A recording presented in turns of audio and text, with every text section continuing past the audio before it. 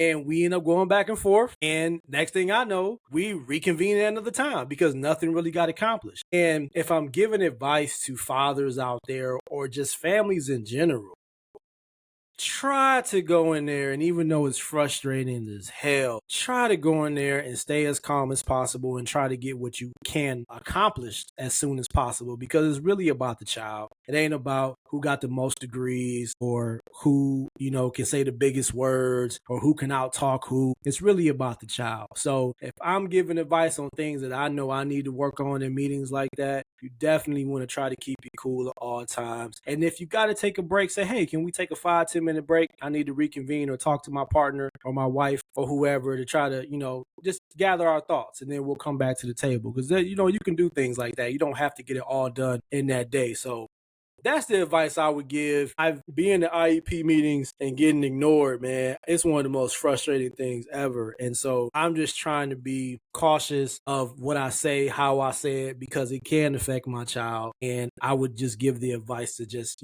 try to be calm and try to stay cool. Lonnie, what you think, man? It's like 82% of educators are white females, right? And so a lot of these IEP meetings, when you go in there, you might be the only person of color or whatever. But I think the bigger issue is a lot of the meetings, the staff has already met. They've predetermined what they want to say, what they want to have in the document. They just want you to sign off on it. So it isn't really a time to construct or design an IEP. It's a time to sign off on the IEP. I think that's the biggest hurdle. You get there, they've made their decision. My kid was first diagnosed, first went through the assessment process. We had this big report, and their answer was, we want him in a self-contained classroom down here in North Carolina. It's called the CCK classroom. And I was like, no. And it was 6, 7 of them. We want them in this room.